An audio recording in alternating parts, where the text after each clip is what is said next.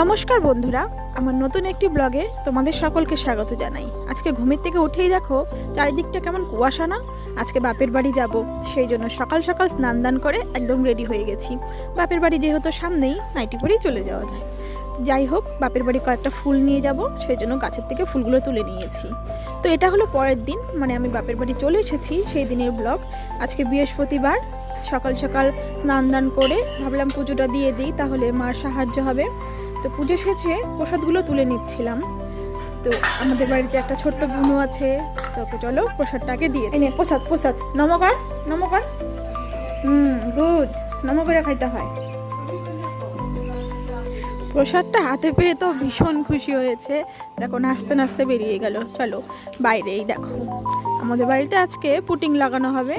তো এটাকে পুটিংই হয়তো বলে, আমি ঠিক জানি না। তো এখানে ওই সবই কাজকর্ম চলছে, আর বাবার দিকে আমাদের দরজার পর্দাগুলো খুলে দিচ্ছে যাতে নষ্ট না হয়ে যায়। বাড়ির মধ্যে এসব রং টঙের কাজ করলে না, বাড়ির জিনিসপত্র সব ওলট পালট হয়ে যায়। এখানে জিনিস ওখানে নিতে হয়, ওখানে জিনিস এখানে আনতে হয়, এসব করতে করতেই সারাটা দিন কেটে যায়। এই দেখো একটা গাড়ি চলে গেল। চলো আগে সুন্দরী বাচ্চাগুলোকে দেখে আসি। রাস্তার মতো থাকে, গাড়ি ঘোড়া কোন সময় উঠিয়ে দেয়, এদের তো দেখে শুনে রাখতে হয়, তাই না? ওদের মার নাম আমি রেখেছি সুন্দরী। নামটা সুন্দর না?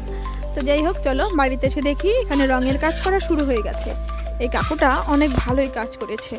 তো যাই হোক, দেখতেই পাচ্ছো আমাদের বাড়িতে রং হচ্ছে। আমি তো আজকে ভীষণ খুশি। কবে থেকে বাবাকে বলছিলাম বাড়িতে একটু রং করো, দেখতে ভালো লাগবে। অনেকটাই রং করা হয়ে গেছে, দেখতে ভালোই লাগতেছে।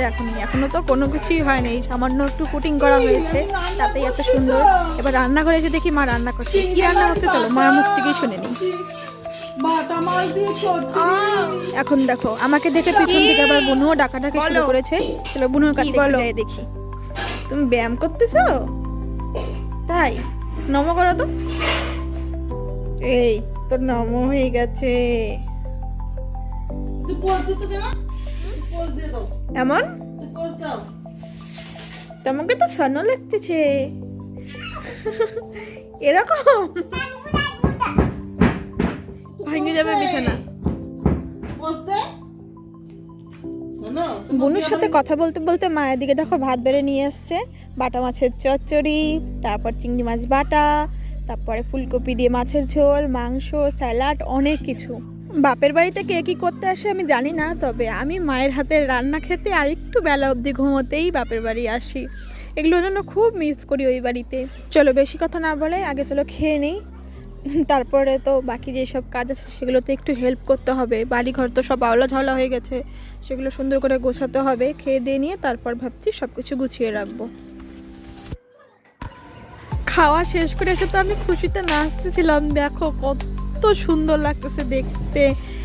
এতদিন একরকম লাগতো, এখন একরকম লাগতেছে। রং করলেও তো আরও সুন্দর লাগবে। তোমাদেরকে বলে বোঝাতে পারবো না আমি কতটা খুশি হয়েছি আজকে।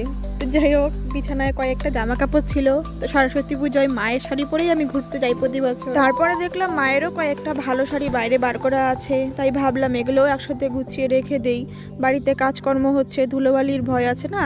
তো যাই হোক, এগুলো আমি আগে গুছিয়ে রাখি।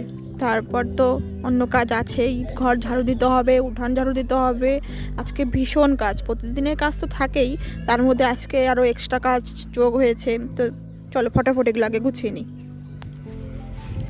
এটা কার একটা বিয়ে নিমন্ত্রণ এসেছে, আমি বাড়িতে ছিলাম না। পরে মার কাছে জানতে পারলাম আমাদের পাশে একজনের বিয়ে হচ্ছে, তারই বিয়ের নিমন্ত্রণ দিয়ে গেছে। তো মনে হচ্ছে আজকের মতন কাজ শেষ। তো সেই জন্যই মা এখানে ঝাড়ু দিয়ে দিচ্ছে সম্পূর্ণ ঘরটা। প্রচুর ধুলাবালি হয়ে গেছিলো, তো সেই জন্যই মা সম্পূর্ণ ঘরটা সুন্দর করে ঝাড়ু দিয়ে দিল। আর আমি এদিকে উঠোনটা ঝাড়ু দিয়ে দিচ্ছিলাম, কারণ সমস্ত ধুলো বালি সব বের করে দেখো কত নোংরা হয়েছে।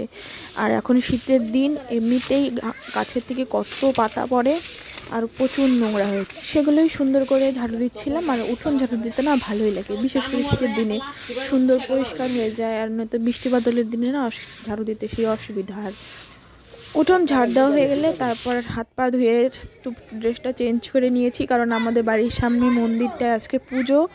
তো সেখানে পুজোর আয়োজন চলছে। আর আমি আমার বর দেখো এখানে ব্যাডমিন্টন খেলছি। শীতের দিনে ব্যাডমিন্টন খেলতে কিন্তু খুব ভালোই লাগে। বিয়ের আগেও আমরা খেলতাম, খুব মজা হতো। তো হঠাৎ করে মনে পড়লো চলো আজকে খেলি। এখানে বাচ্চারা খেলছিল, ওদের থেকেই ব্যাডমিন্টনটা চেয়ে নিয়েছি। তো এখানে সবাই এখন পুজোর আয়োজন করবে, সবাই চলে এসেছে। তারপরে মা চা বানিয়ে নিয়ে আমাদের ডাক দিল। তো এখন চলো চা খেতে খেতে টিভি দেখি। আজকের ব্লগটা এখানেই শেষ করছি। ভালো লাগলে অবশ্যই চ্যানেলটিকে সাবস্ক্রাইব